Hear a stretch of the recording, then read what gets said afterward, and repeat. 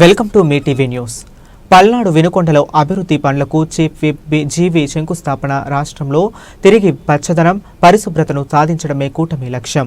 GV clean and green కోసమే CC రోడ్లు, డ్రైనేజీలు, వ్యర్థాల నుండి సంపద సృష్టి కేంద్రాలు, జీవీ పట్టణాలతో పాటు గ్రామాల్లోనూ ఉపాధి హామీ ద్వారా పెద్ద ఎత్తున అభివృద్ధి పనులు. జీవీ 17,500 కిలోమీటర్ల మేర సీసీ రోడ్లు, 10,000 కిలోమీటర్ల మేర సీసీ డ్రైన్ల నిర్మాణం ప్రభుత్వ లక్ష్యం. జీవీ 2030 నాటికి 50% జనాభా పట్టణాలు, నగరాల్లో ఉండబోతుంది. జీవీ అందుకు తగిన రీతిలో ప్రణాళికాబద్ధమైన అభివృద్ధిని సీఎం చంద్రబాబు లక్ష్యంగా పెట్టుకున్నారు. జీవీ పేదరికం లేని సమాజం, తలసరి ఆదాయం పెంపు, ప్రతి ఇంటికో ఉద్యోగం కల్పించడమే లక్ష్యం. జీవీ పట్టణాల్లో సమ్మేళనంతో అభివృద్ధి చెందితేనే రాష్ట్రం బాగా అభివృద్ధి చెందుతుంది. ఈరోజు గ్రామ సీమల్లో అభివృద్ధి చెందడానికి పంచాయతీరాజ్ డిపార్ట్మెంట్ ద్వారా పవన్ కళ్యాణ్ గారు, చంద్రబాబు గారు ఇచ్చిన ప్రణాళికలో గ్రామాలను అభివృద్ధి చేస్తూ ఉంటే, మున్సిపల్ మంత్రి నారాయణ గారు చంద్రబాబు గారి సహకారంతో మున్సిపాలిటీలన్నీ అభివృద్ధి చేసే లక్ష్యంగా ముందుకెళ్తున్నారు. ఈరోజు పట్టణాలు పన్నులు కానీ రకరకాల ఆదాయం, రాష్ట్రం ఆర్థిక ప్రగతిలో ముందుకెళ్లాలంటే పట్టణాలు బాగా అభివృద్ధి చెందాలి. 2030 నాటికి పల్లెల నుండి జనాలు పిల్లల చదువు కోసమని, ఉద్యోగాల కోసమని రకరకాలుగా పట్టణాలకి వస్తూ ఉన్నారు. ఇప్పుడు 65% పల్లెల్లో ఉన్నటువంటి జనాభా, 35% పట్టణాల్లో ఉండే జనాభా రానున్న కాలంలో 50%, 50% జనాభా మరి టౌన్లో ఉండేదానికి రోజు రోజుకి పట్టణ జనాభా పెరుగుతూ ఉంది. 2030 నాటికి 50% పట్టణ జనాభాలోనే 50% ప్రజలు నివసించబోతా ఉన్నారు. దానికి తగ్గట్టుగా ఈరోజు అభివృద్ధి ప్రణాళిక ఈరోజు ఎన్డీఏ ప్రభుత్వం చేపట్టింది. ఈరోజు విశాలమైనటువంటి డ్రైన్లు అవసరం. వర్షం పడ్డప్పుడు మురుగునీరు పోవడానికి ఈరోజు డ్రైన్లు, పెద్ద పెద్ద డ్రైన్లు చాలా అవసరం. టౌన్ లో ఫ్లడ్ అంతా వచ్చినప్పుడు బయటికి పోవాల్సిన అవసరం ఉంది. అట్లాగే సీసీ రోడ్ల ఆవశ్యకత ఉంది.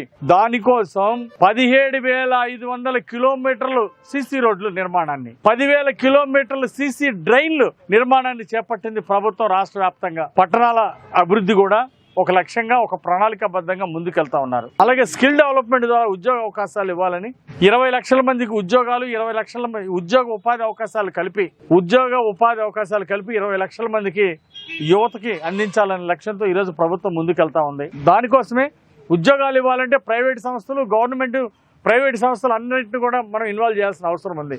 అందుకోసం స్కిల్ డెవలప్మెంట్ ద్వారా ఇటు ప్రభుత్వ ఉద్యోగాలు, అటు ప్రైవేట్ రంగంలో ఉద్యోగాలు ఈరోజు ప్రభుత్వం చేపట్టింది.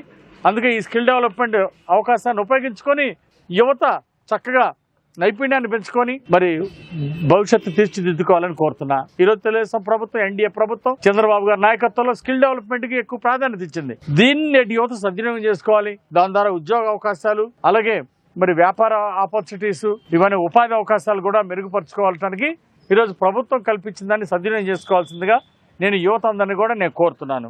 అట్లాగే పేదరికం లేని సమాజాన్ని తీసుకురావాలని, తలసరి ఆదాయం పెంచాలని ఓ లక్ష్యంగా ముందుకెళ్తున్నాం. అందుకే 20 లక్షల మందికి ఉద్యోగ ఉపాధి అవకాశాలు, భవిష్యత్తులో ప్రతి ఇంటికో ఉద్యోగం చేసేవాళ్ళు, అలాగే ప్రతి గ్రామానికి ఒక పారిశ్రామికవేత్త తయారయ్యే విధంగా నేటి ప్రభుత్వం, ఎన్డీఏ ప్రభుత్వం చర్యలు తీసుకుంటా ఉంది. యువ పారిశ్రామికవేత్తలు కూడా ప్రోత్సహిస్తుంది. పరిశ్రమలకు ఎవరన్నా చిన్న పరిశ్రమలు, మధ్యతరగతి పరిశ్రమలు ఎవరైనా పెట్టడానికి ముందుకొచ్చినా వాటికి అనుమతులు కూడా వెంటనే ఇస్తామని తెలుగుదేశం ప్రభుత్వం. గతంలో చూసాం, చెత్త మీద పన్ను వసూలు చేశారండి ఆనాటి చెత్త ప్రభుత్వం. వైసీపీ ప్రభుత్వంలో ఏం చేశారు? చెత్త మీద పన్ను వసూలు చేశారా లేదా? ఎందుకు వసూలు చేశారు? వసూలు చేసిన చెత్త మీద పన్ను వసూలు చేశారు. పోనీ చెత్త ఏమన్నా క్లీన్ చేశారా? లేదు. చెత్తను ఏమైనా సంపద సృష్టించారా? లేదు. మీరు చెత్త మీద పన్ను వసూలు చేసి వేల టన్నులు ప్రతి టౌన్లో కూడా టన్నులు ఆడ పడేశారు. ఈరోజు ప్రతి టౌన్లో మురుగు వాసన, ఈ చెత్త వలన నష్టం జరుగుతూ ఉంది. అందుకే ఈ చెత్త అంతా తీసేసే కార్యక్రమం ఈరోజు ఎన్డీఏ ప్రభుత్వం చేపట్టింది. మేము మున్సిపల్ కమిషనర్ గారిని కోరుతున్నా, అధికారులు కోరుతున్నా, ఎక్కడ చెత్త కనపడితే అక్కడ మొత్తం కూడా తీసుకెళ్లి దాన్ని సంపదగా సృష్టించాలని కోరుతున్నా. ఈ రోజు తెలుగుదేశం ప్రభుత్వం చెత్త మీద పన్నెత్తేసింది. అంతేకాదు, చెత్తని ఒక సంపదగా ఎరువుగా తయారు చేసి దాన్ని మళ్ళీ మొక్కలు పెంచడానికి ఇట్లా దాన్ని మళ్ళీ మార్కెట్ చేసి దాన్ని సంపదగా సృష్టించి ఆదాయాన్ని పెంచే ప్రక్రియ ఈరోజు తెలుగుదేశం ప్రభుత్వం చేపట్టింది. మున్సిపల్ కమిషనర్ గారు కూడా ఈ దిశగా క్లీన్ అండ్ గ్రీన్ ని బాగా ముందుకు తీసుకెళ్లాలని, చెత్త ఎక్కడ పడితే అక్కడ గతంలో వైసీపీ పాలనలో ఉన్న చెత్తని అంతా కూడా దాన్ని ఎక్కడికి తీసుకెళ్లాలో అక్కడ దూరంగా తీసుకెళ్లి దాన్ని ఎరువుగా కూడా కన్వర్ట్ చేసే ప్రక్రియ చేపట్టాలని ఈ సందర్భంగా నేను కోరుతున్నా. అట్లాగే ఈ రోజు అనేక చోట్ల గ్రామాల్లో కూడా నరేగా పనులు చేపడతా ఉన్నాం.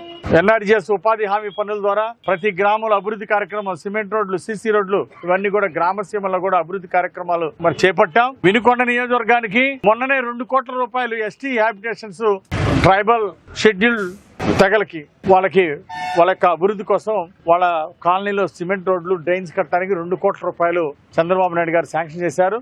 అలాగే మన ఉప ముఖ్యమంత్రి పవన్ కళ్యాణ్ గారికి ధన్యవాదాలు తెలియజేస్తున్నా. సో గ్రామాల్లో కూడా అభివృద్ధికి ఈరోజు అన్ని చోట్ల రాష్ట్ర వ్యాప్తంగా అన్ని గ్రామాల్లో అభివృద్ధికి శ్రీకారం చుట్టారు. అభివృద్ధి పనులు దూసుకుపోతా ఉన్నాయి. సో ప్రజలందరూ కూడా ఈ క్లీన్ అండ్ గ్రీన్ కి సహకరించాలని చెప్పేసి నేను కోరుతున్నా. అంటే ప్రతి ఒక్కరు కూడా మన ఇంటి ముందు, మన బజార్లో కూడా పరిశుభ్రంగా ఉంచుకుంటే అంటే వ్యాధులు రాకుండా ఉంటాయి, దోమలు ప్రబలకుండా ఉంటాయి. మున్సిపల్ కమిషనర్ గారు చక్కగా ప్రతి డ్రైన్ ని కూడా ఒక ప్రణాళికాబద్ధంగా టౌన్ అంతా కూడా చక్కగా క్లీన్ చేయడం అనేది ఒక ప్రణాళికాబద్ధంగా ముందుకెళ్తున్నారు. దాన్ని కొనసాగించాల్సిందిగా, దాన్ని ఇంకా ప్రణాళికాబద్ధంగా తీసుకెళ్లాల్సిందిగా నేను కోరుతున్నా. ఖచ్చితంగా ఈ డ్రైన్లు నిర్మాణం పూర్తి చేస్తాం. రానున్న కాలంలో ఇంకా ఎక్కడెక్కడ సిమెంట్ రోడ్లు అవసరమో వినుకొండ పట్టణంలో సీసీ రోడ్లు, సీసీ డ్రైన్లు నిర్మాణం పూర్తి చేస్తాం. ఎన్ఎస్పి కాలనీలో కూడా ఒక స్టేడియాన్ని, ఒక పార్కు, టీటీడీ కళ్యాణ మండపం, షాదీఖానా, ఎస్సీ భవన్, ఇవన్నీ కూడా చక్కగా ఎన్ఎస్పి గ్రౌండ్లో చక్కగా పూర్తి చేస్తామని చెప్పేసి ప్రజలందరికీ మనవి చేసుకుంటూ, టౌన్ పట్టణాన్ని పరిశుభ్రంగా ఉంచడానికి, ఆరోగ్యకరంగా ఉంచడం కోసం ఒక పక్క మొక్కలు పెంచడం, మరో పక్క పరిశుభ్రంగా ఉంచేదానికి ప్రజలందరూ కూడా సహకరించాల్సిందిగా కోరుతున్నా. Thank you.